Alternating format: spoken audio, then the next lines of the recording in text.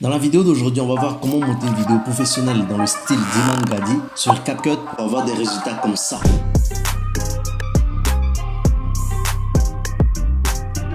Ne perdons plus de temps, passons directement aux choses sérieuses. Alors je vais me servir d'une de mes vidéos pour faire le tutoriel que je vais glisser ici. Ensuite, je vais diminuer complètement le volume de cette manière. Donc je vous mets le lien de la vidéo en description, vous pouvez le télécharger pour faire aussi le test. La première chose que nous allons voir, c'est les vignettes. Lorsque vous regardez les vidéos d'Imane Gadi, vous pouvez voir que dans le coin de la vidéo, il y a un peu de l'ombre. On appelle ça les vignettes. Et on peut le faire sur CapCut de cette manière. On va venir dans ce panneau à gauche ici. On va venir dans Effets. Ensuite, on va venir choisir Vignette. C'est ça ici. Pour moi, c'est déjà dans mes favoris. Mais pour le trouver, vous pouvez le chercher en bas. Vous allez le trouver facilement. Donc, je vais prendre la vignette que je vais glisser dans ma vidéo ici. Ensuite, je vais venir ici dans Texture que je vais mettre à 50 par exemple. Voilà, à 50, ça va. Lorsque je viens cliquer sur la vidéo et que je viens dans Effets, vous voyez la différence. Voilà. Cela permet au spectateur d'être concentré sur la vidéo. La deuxième chose dont nous allons parler, c'est de l'ombre dégradée qui sort en dessous de ces vidéos lorsqu'il veut animer quelque chose. Pour le faire, c'est très simple. On va venir ici, on va venir dans Importer. On va venir importer une image, n'importe quelle image. Ensuite, je vais venir faire glisser l'image à côté ici pour travailler uniquement sur cette image en question. Donc, je vais amener la barre d'édition ici. Ensuite, je vais venir ici en bas dans zone arrière-plan, je vais venir choisir la partie couleur. Pour la couleur, je vais venir choisir la couleur noire. Voilà. Ensuite, je vais aller dans cette partie où c'est écrit masque. Lorsque je me dirige dans masque, je vais venir choisir rectangle. Lorsque vous choisissez rectangle, vous allez voir une icône ici où c'est écrit inversé. Je vais venir cliquer dessus. Maintenant, je reviens sur la vidéo et je vais étirer jusqu'à ce que ça cache l'image. Lorsque je finis de faire ça, je viens faire clic droit sur l'image et je fais créer un clip combiné.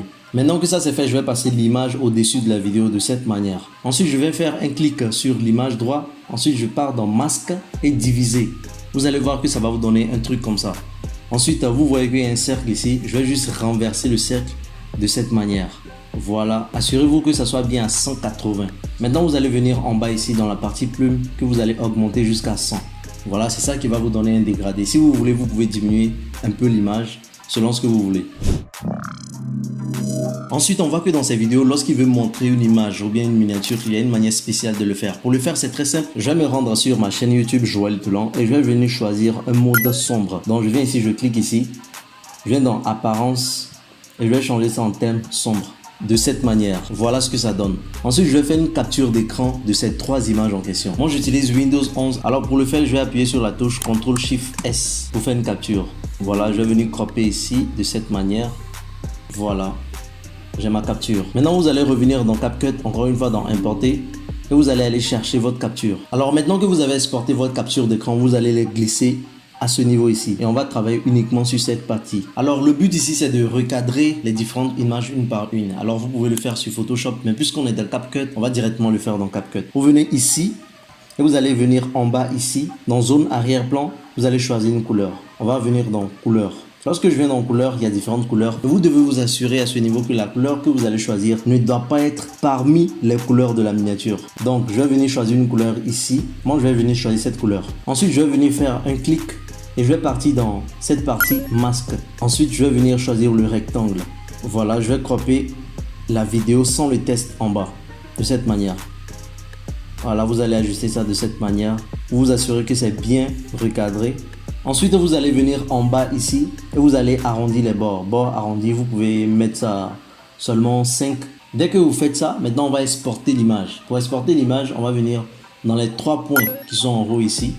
Vous allez cliquer là-dessus et vous allez venir ici exporter le cadre fixe. Je vais faire ça. Ensuite, je vais nommer l'image. Image 1. Je vais exporter ça. Lorsque j'exporte, vous allez voir que ça va se retrouver ici dans ce panneau. Pareil, je vais venir cliquer encore sur la vidéo. Assurez-vous toujours que vous êtes dans la partie masque. Ensuite, je vais venir faire glisser ça de ce côté pour aller recadrer la deuxième miniature. Pareil, encore une fois, je viens sur les 3 points ici. Exporter le cadre fixe. Voilà. Et je vais nommer aussi cette image avant de l'exporter. Exporter. Pareil pour l'image 3, je vais venir encore faire clic ici. Et je vais aller aussi de ce côté pour recadrer la troisième image. Assurez-vous de bien recadrer. Voilà. Et ensuite, je vais exporter la troisième image. Vous avez compris le principe. Image 3. Maintenant que j'ai exporté les images, je vais exporter les textes qui sont en dessous des images. Pour le faire, je vais venir cliquer sur l'image. Je vais venir dans la partie réinitialiser pour remettre tout à 0. Ensuite, je vais venir dans la partie rectangle encore une fois. Et je vais venir cropper que les tests cette fois-ci. Voilà. De cette manière. Voilà. Exactement comme ça.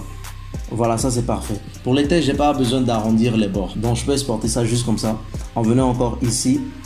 Et ici, je peux donner le nom de test 1 et j'exporte. Pareil, je viens faire un clic. Je m'assure toujours que je suis dans la partie masque. Et je vais venir faire glisser ça pour prendre le deuxième. Même principe, les 3 points qui sont ici. Et je vais exporter. Voilà. Pour le troisième aussi, je vais faire pareil. Voilà. Exporter les caprices. Exporter. Maintenant que j'ai fini d'exporter les images, vous allez voir qu'ils sont tous à cet endroit ici. Ce que je vais venir faire ensuite, c'est que je vais supprimer l'image sur laquelle j'ai travaillé. Ensuite, je m'assure que la barre d'édition est bien contre le mur ici. Et je vais venir choisir la première image que j'ai croppée. C'est celle-là. Je vais la placer au-dessus ici. Et le but ici va être de retirer l'arrière-plan. Pour retirer l'arrière-plan, on va venir dans découpage. On va choisir clé chroma. Le petit crayon qui est ici, on va cliquer là-dessus. Ensuite, on va venir cliquer dans le vide de la vidéo. Vous voyez ici force. On va venir augmenter de 1 ou 2 seulement. Ça donne ça. Maintenant, je vais venir sélectionner le test qui était en bas de ça. Voici le test. Pareil pour le test, je vais venir dans clé chroma. Prendre le petit crayon ici. Et faire pareil, augmenter la force à juste 2. Vous avez compris le principe, on va le faire pour les autres images aussi. Voilà, j'exporte cela. Et je viens dans la partie clé chroma. Le petit crayon. Et j'augmente la force à 2.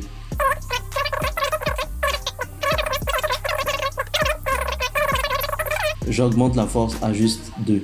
Vous pouvez voir ensuite que mes 3 images sont maintenant détachées l'une de l'autre. Et ce que je vais faire maintenant, c'est que je vais assembler les images et leurs tests. Pour le faire, c'est très simple. Je vais venir choisir la miniature 1 et l'image 1. Ensuite, je vais faire clic droit pour créer un clip combiné. Pareil pour l'image 2, je sélectionne les 2 images, je fais clic droit, je fais un clip combiné. Et pareil aussi pour l'image 3 et le test. Combiné. Voilà. Ensuite, je vais sélectionner les 3 images et je vais venir dans basique pour diminuer un peu la taille. Voilà, à ce niveau, c'est déjà bon. 85, c'est déjà bon. Et je vais le ramener un peu plus en bas. De cette manière. Voilà. Maintenant, on va ajouter les animations sur les pages une par une. On va venir ici dans la première image. Faire clic. On va venir dans la partie ici. Animation. On va choisir une animation en 30. Voilà. Voici l'animation en question. On va choisir ça. Et vous allez augmenter la durée à 1,2. Voilà, de cette manière. Je vais faire pareil pour la miniature 2, mais avant de le faire, je dois m'assurer que ça vienne après le premier clip. C'est-à-dire, je vais déplacer ça de ce côté, de cette manière avant de le faire. Pareil, vous venez ici et vous choisissez et vous augmentez la durée à 1,2. L'image 3 aussi pareil. Je vais venir les glisser à ce niveau. Voilà. Et je vais venir choisir cette animation et je vais l'augmenter à 1,2. Maintenant, dans la vidéo d'Imane Gadi, lorsqu'il a fait ça comme ça, il met un peu de grain sur les images. Pour le faire, c'est très simple. On va venir dans le panneau Effets. On va venir choisir du bruit noir. Vous allez chercher ça. Encore une fois, moi, je l'ai favorisé. Mais vous pouvez venir en bas et le chercher. Vous allez le trouver facilement. On va ajouter du bruit noir de cette manière. Voilà. On va venir diminuer ici la vitesse. On va la laisser à juste 5. C'est déjà bon. On va faire pareil pour les autres images aussi. On va venir sélectionner du bruit noir qu'on va ajouter. On laisse ça à 5 seulement. C'est déjà bon. Le troisième aussi pareil. Dernier truc qu'on peut ajouter mais qui n'est pas forcément nécessaire, c'est du floutage. Je vous montre. Je vais venir sélectionner floutage de mouvement que je vais venir faire glisser dans la première image de cette manière. En horizontal, je vais venir choisir 2. Voilà. Et en force, je vais venir laisser ça à 3. Voilà. Je fais pareil aussi pour les autres floutages. Je vais venir faire glisser ça ici. Je mets ça à 2 à ce niveau.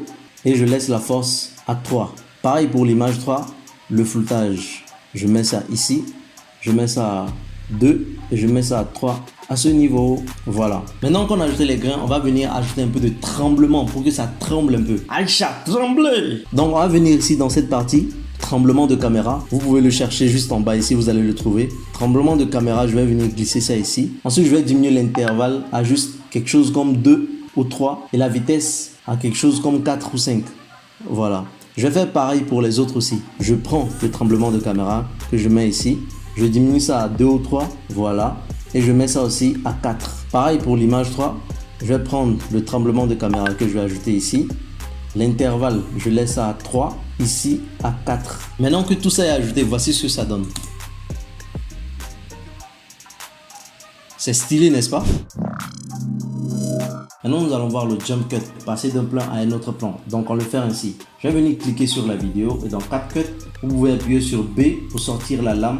On va venir couper ici et ici. Ensuite, on va venir cliquer sur le raccourci A pour venir supprimer celui du milieu en venant sur supprimer. Maintenant, on va venir cliquer sur la deuxième partie et on va augmenter l'échelle à 124 ici. Voici ce que ça donne. Voilà, ça donne un dynamisme à la vidéo.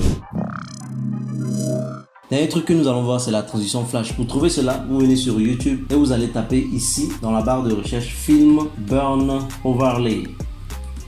Voilà, vous allez tomber sur beaucoup de choses ici. Vous pouvez choisir ce que vous voulez. Moi, dans mon cas, voici ce que moi je choisis. Voilà. Je vais choisir une vidéo hasard pour vous montrer cela, que je vais glisser à ce niveau. Voilà. Maintenant, je vais prendre le overlay que je vais mettre au-dessus ici. Je vais prendre le soin de bien recadrer cela. Voilà, de cette manière. Comme ça, je vais recadrer ça comme ça. Et vous vous assurez de bien le mettre au milieu entre les deux images. Ensuite, je vais venir ici dans la partie normale, écran. Voilà. Et voici ce que ça donne. Voilà, c'est propre. Alors j'espère que vous avez aimé cette vidéo. N'oubliez pas de vous abonner, de liker, de partager. Et si vous voulez voir une autre manière d'éditer d'un certain créateur de contenu, n'hésitez pas à me le dire dans les commentaires. Je me ferai un plaisir de vous répondre. Ciao.